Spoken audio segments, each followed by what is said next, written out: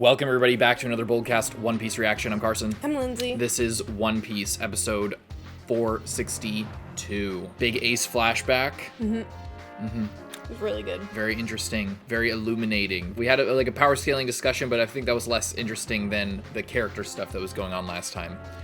And interestingly, we didn't actually talk about this. I wanted to bring this up because we had a whole conversation last time about last episode and whether, because I had put forward the idea that Whitebeard was maybe trying to erase Roger's legacy or like try to win over him in the afterlife by sort of overwriting Roger as Ace's father. Turns out it's not like that. He calls everyone his son who's on his ship, and he's kind of like a benevolent leader. But then he shows up here, and like Sengoku says, he's the only one who wants like Whitebeard to be the next king of the pirates. And everyone shows up as if it's like, oh, Ace is gonna be the next king of the pirates. He's like the next in line. Yeah. Right? And then Whitebeard, when he's talking to Ace, is like, oh, I didn't even know about your legacy. We touched on it a little bit, but it'll be interesting to see if he did know about Ace's background, and he was just lying, because everybody is seemingly pull up in solidarity, but maybe there is some kind of like lineage-based stuff going on there. How much of that'll play a role, I guess, is what I'm kind of thinking about. Yeah. Any thoughts on any of that? No. Any predictions? It's hard because I don't even know if we're gonna get into like fighting this episode. It's like we're just on the edge of this battle. Whitebeard just made this like he cracked the air, just did like this crazy thing where he's like making a sea quake, you know. But it's like, and that's obviously like kind of initiating the battle. But it's just like, are the warlords gonna like try and jump over onto their, but like, it's hard to know like what the first, I guess Whitebeard just made the first move, but you know what I mean, like, yeah, I don't know. Like what's gonna be the first clash here, other than that first attack? How's everybody gonna react? Where's it gonna put everybody?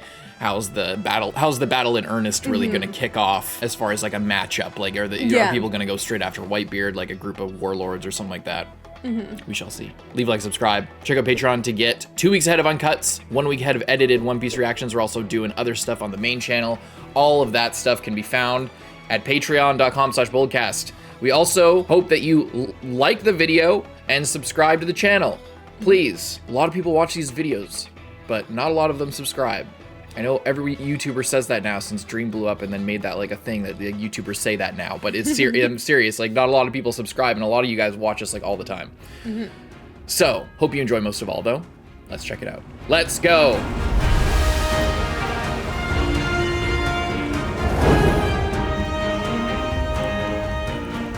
Apparently Whitebeard's blade thing that he has is like one of the 12 most powerful fucking items. Apparently it's a guidebook or something, like SBS, I think they said in the Patreon comments. It'd be like the highest ranked thing.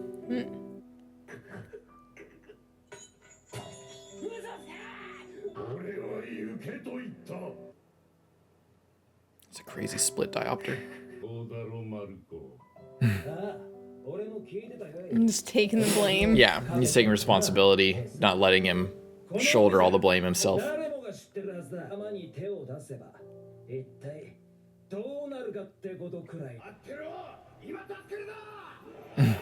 And also, by not stopping him with force, as powerful as Whitebeard is, he kind of did let him go, in a way. If Ace was like disobeying and he's let him go, that is kind of a choice. Yeah.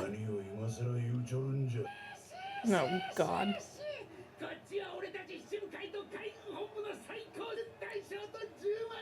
Oh, not the elite soldiers. Could you imagine if Moria just like steals the shadows of all the soldiers that are there? I don't think it works though, because they'll just die because they're in the sun. Oh, that's true. That is true. I miss Luffy.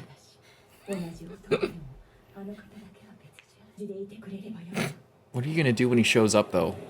All of your people are riding on the fact that you need to kill him, basically. Water going out. Uh-oh. Ooh, that's not a good sign. You don't know what that means? Oh, are we gonna get like swept right in on this tsunami? That would be awesome. We're just gonna get launched straight in there. Buggy.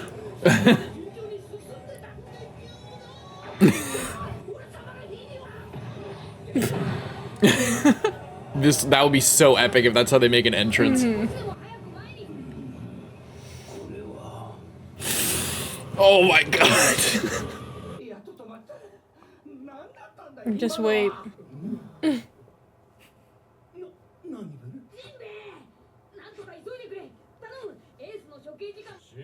Don't worry, we're gonna be there really, really soon. Just wait. You'll find out.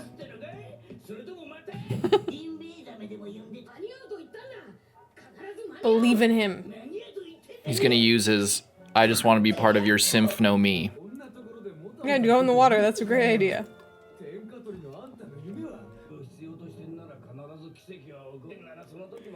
Just setting himself up again.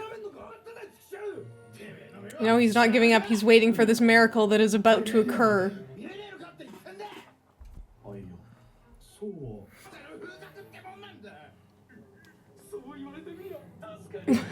These freaking guys are so lame. Here we go. Oh boy. Here we go. Oh my god. It's a sign. That means that Buggy is on the right track and the miracle's happening. The timing is right. Better be ready to fight Whitebeard, Buggy. Oh my god. Glad you think so, Buggy. Captain Buggy. Okay, everybody warm up. Oh shit. Oh my god. Jinbei, can you get us on top of that?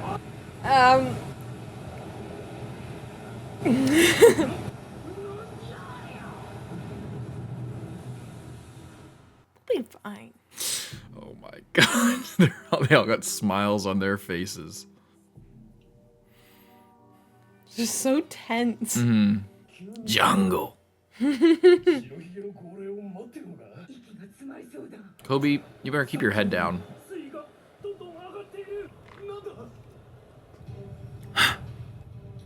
It's him.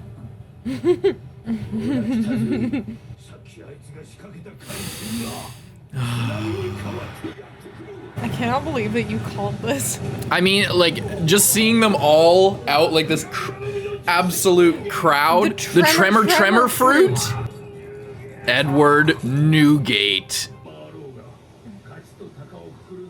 Oh my god.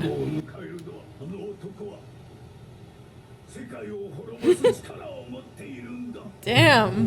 What kind of... Where does this fruit grow? Like, he ate a fruit.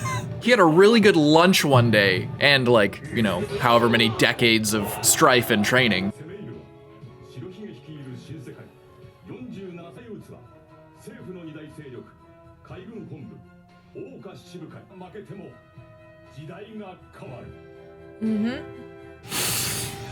Oh boy. Oh, I thought the ship was gonna come flying over the top. Oh my frickin' god. Oh, that's halfway? I thought that we were almost done. Okay.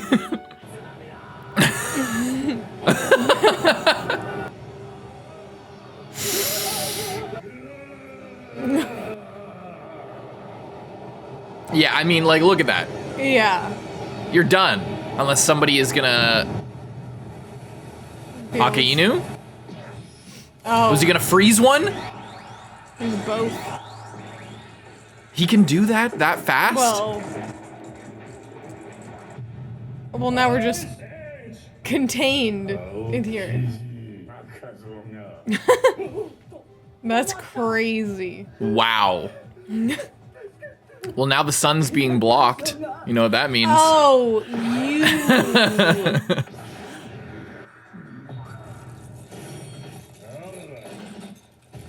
Whoa. Okay. Whoa. That's mastery over his fruit. Oh, he's stopping any waves from crashing. Or their approach as well. Freezing all the ships. Well, it can also allow... How is he just doing this? I know he could. Obviously he could. Well, you've also seen him make like the ice bridge between islands, which is so far. now that we know like some more context, but it's still like, it's just crazy to see. It's just, don't say that. Yeah, that's taking it Don't a go little that bit too far.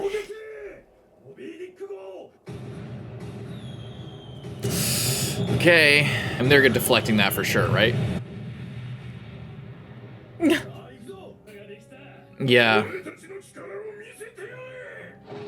Now they got a way to run up to. Yeah. Oh look, now we don't have to worry about falling in the water. Until he, can he get rid of the ice? I actually don't know.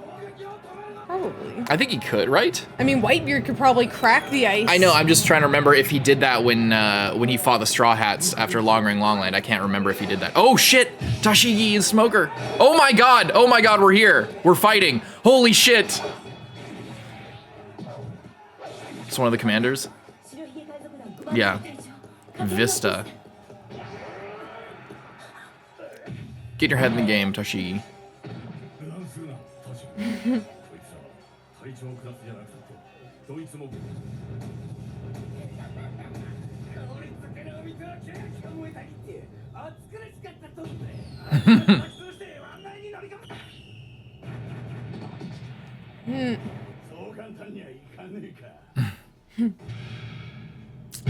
These bastards, vice admirals.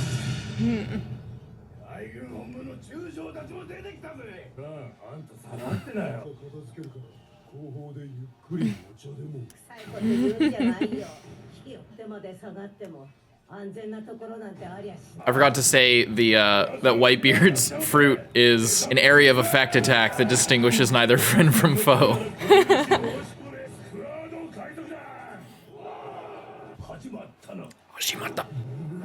Like how they haven't even tried to execute Ace.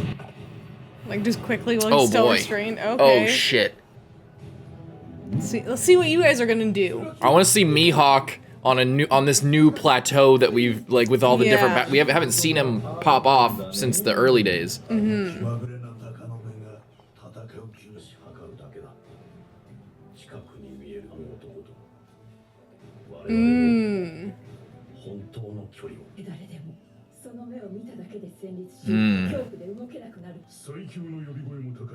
Oh my god. Imagine how many people here want to fight.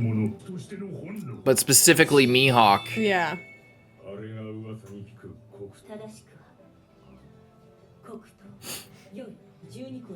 Ooh.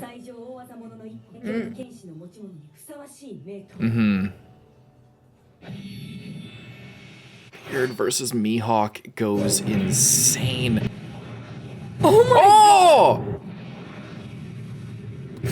Holy shit! Is he gonna deflect it?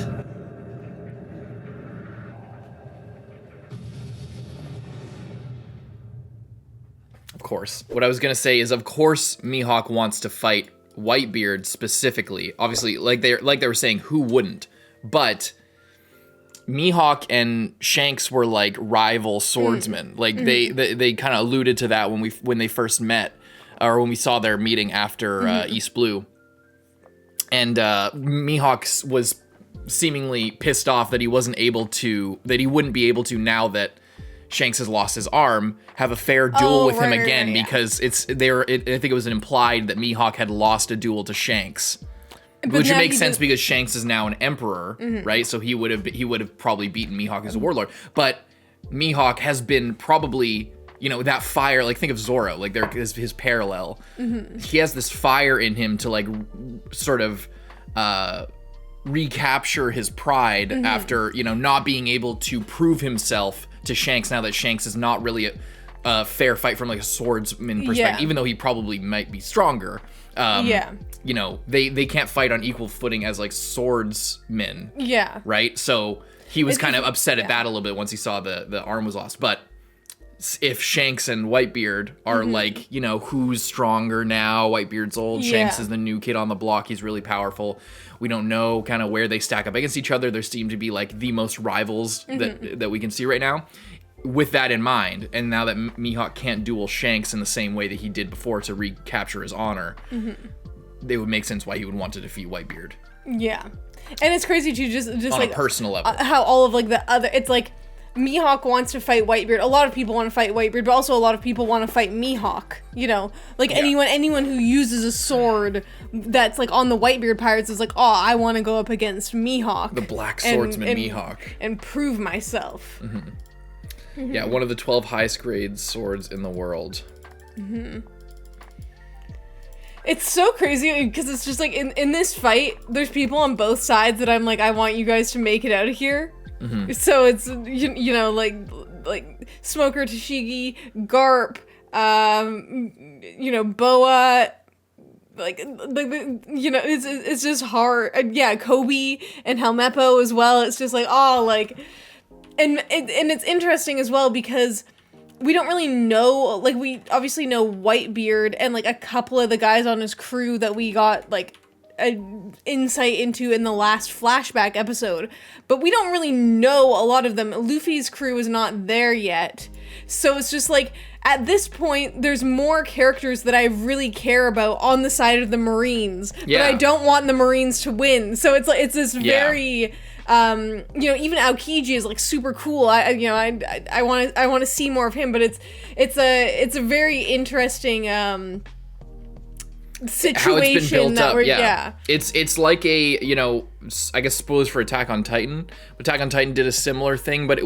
Attack on Titan has received criticism in this realm, and it didn't really work for everybody when they did this. Like they kind of show you the other side and show you, it's like season 4 starts or whatever, and then you're like, who are all these new people? Is this a flashback? Is this a flash forward? What the fuck? Is this a different place? What's going on here? And they slowly introduce you and get you familiar with a completely different cast. And then it complicates things when more conflict happens later, because now you have attachment to both sides.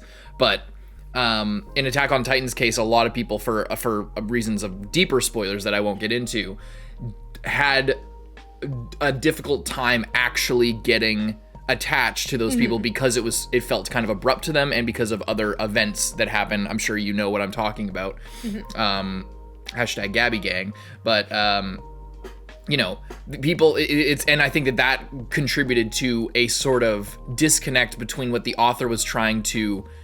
That was one of the reasons for this disconnect. That was one of the reasons for the disconnect between what the author was trying to say about the conflict and about the morality of the situation and this kind of the deeper meaning of everything, and then what people actually got from it, which was, you know, being Jaegerists all the way, being full, like not being connected to like this sort of struggle between these two sides. So, but in this case, in One Piece, it's they've slowly, you know, endeared us in small ways to a bunch of different people over the course of all these arcs, and that's it's like. I guess it's really interesting to me because I think it is I think an understandable question to have as a viewer of One Piece, to say, does it need to be this long? You know, like does like of any series that's this long, you're like, does it, you know, in terms of like a storytelling story arc setup, you know, rising action, falling action type vibe, you know, like to get the same emotions, you wouldn't need this length. But there are times in series that are this length where the length is justified. And I think that in this case, with these large battles with so many different characters and different perspectives and different attachments that we have to all of them, this is when it really shines, is when you make use of this large cast that you've built up over so long. It's not really about the world in this moment. It's not really about all this stuff. It's about, like, you know, we have a context for Aokiji and Tashigi and Smoker, and we have attachments to Kobe and Helmeppo, and even Full Body and Django for what they're worth, you know. Everybody, there's you have a piece of every little piece of it, and that's really difficult to do. Like, if you think about other series that are a lot shorter who try to have like this big war type thing, like it can be a struggle to, you know, fill out the battlefield with characters that you care about without just making fodder or just introducing people right before with their intention is they're going to die in this battle, and it's so that you can get like emotionally attached. It's kind of like, you know, and I think it can feel kind of artificial, you know, but in this case it's so put together and so built up that it justifies the length that it's taken to get to this point, is what I'm saying. And I think as well, it's you know, when there's something like this, and when there's people there that we know about, and there's, you know, different levels of people, like, even though we haven't met all of the vice admirals and all of, like, these people and that people, I feel like within this arc there's going to be less of, oh, suddenly there's this random new opponent that's supposed to be super badass, but we're clearly going to defeat him in, like, 2 episodes, or maybe 10 if they really drag it out, and I don't care about him and I don't take him seriously as a threat. In this one, we know that there are serious threats here. We know that there's serious threats on both sides. We know, you know what I mean? Like, there are so many different combinations of matchups that even if it's like a random no-name person or a random person that we saw one time, I'm so much more likely to be invested in what's going on because there's people that I care about that are at stake. And, you know, judging by One Piece's track record, even if all of them end up being fine, this is on a larger scale fight than we've seen before, so we don't know if they're all going to be. Especially when there's like a lot of people that are more, you know, like all of the warlords, like, you know, need to come back for this fight. Do they have a place in the story going forward? We don't know. You know, when things are so dramatically changed, you know, Whitebeard up until this point, okay, there's no reason to get rid of Whitebeard. At this point, maybe there is, you know, noting that it's going to be such a dramatic change gives a lot of license that anything could happen. And I think that if, you know, in a series where people don't really get killed off, they kind of get, like, retired, as JoJo would say. This could be a moment where there are some actual casualties, but there's so many people here that you don't know who it's going to be. You know?